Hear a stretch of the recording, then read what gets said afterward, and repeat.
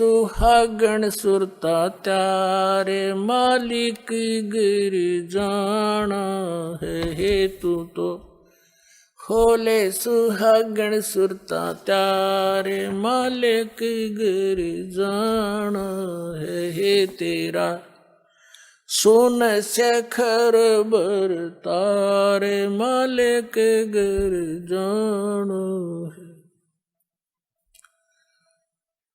नाले दोले ओढ़ पैर लेकर 16 श्रृंगार आज नहीं तय तड़के परसों आवेंगे तेरे लड़िहारे मालिक गिर जाना है तू तो होले सुहागण सुरता त्यारे।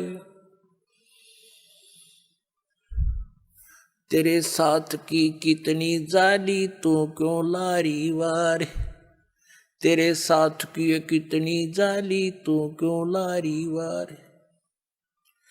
गुड़िया खेलत जन्म गवाया लाया है नहीं विचारे मालिक गिर जाना है तू तो खोले सुहागण सुरता त्यारे है तेरा सोन शेखर बर तारे।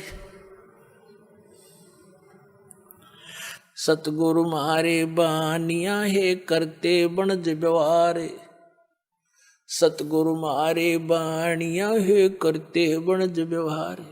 बिन डांडी बिन पालड़े है तोले दिया संसारे मालिक घर जाना है तू तो होले सुहागण सुरता त्यारे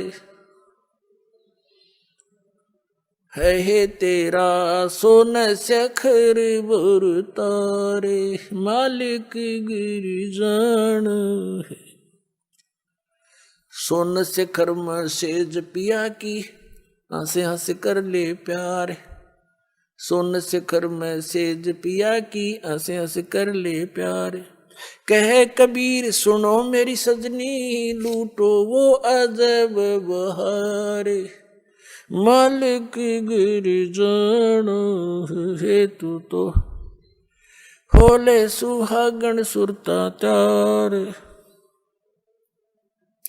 मालिक गिर जाना है। इसमें क्या समझाना चाहा परम पिता ने पुण्यात्माओं हर तरह के वचन बोले परमेश्वर ने आप जी को यहाँ से निकालने के लिए। जैसे कुएं में बाल्टी गिर जाती है उस बाल्टी यानी निकालने के लिए बाल्टी को एक रस्से से बांध कर हुक उसको कांटा बोले कांटे 20-21 कांटे वो हुक उल्टे सुलटे उसमें जकड़े हुए होते हैं उसे हुक और वो इकट्ठा उसका ग्रुप सा होता है रस्सी का बांध के और उसको नीचे डाल दिया जाता है और ऐसे कुएं में लाते हैं। वो तो एक के हुक में बाल्टी को तो एक ही हुक में अटक जाना था लेकिन वो 10, 15, 20, 21 डाल दिए किस लिए कि ना जाने कौन से में सूत बैठ जाए उससे मुड़ जावे। एक न तो घुमाए जाए इधर उधर ना सेट हो कट्ठे डाल दिए कई तो ना जाने कौन सा मफेट फंस जा निकला बाहर। तो परमात्मा ने हर तरह की वाणी बोली है ना जाने किस पुण्यात्मा कौन से कांटे में फंस जा और निकल जा काल के कुएं। तो क्या बताते हैं नाले धोले ओढ़ पैर लेकर 16 श्रृंगार। अब नाना धोना क्या है सत्संग रूपी सरोवर में आत्मा के मैल धोए।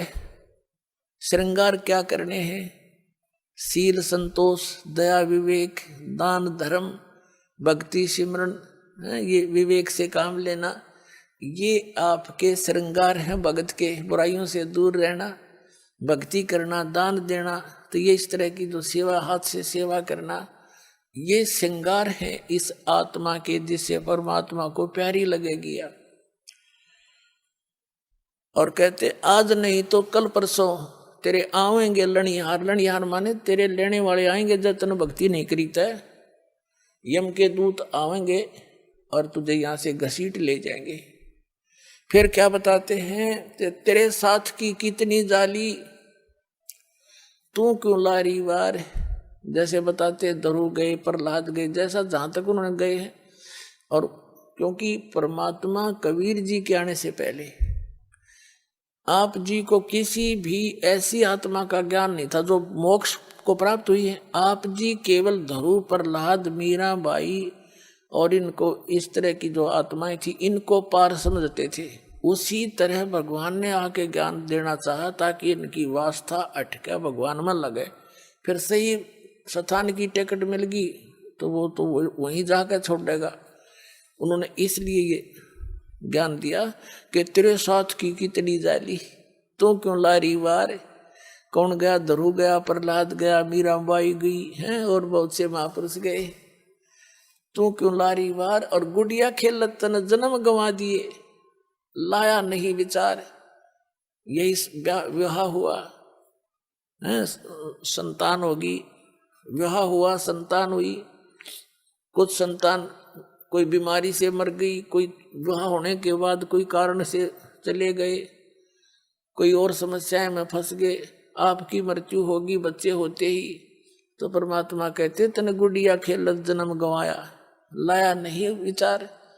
और जब आपको परमात्मा के सुख का ज्ञान हो जाएगा तो आप यहाँ संसारिक वस्तुओं की डिमांड भगवान से करना कति बंद कर दोगे। फिर भी ये दयालु है भगवान, इनको मालूम है कि ये कैसे समाज में रह रहे हैं।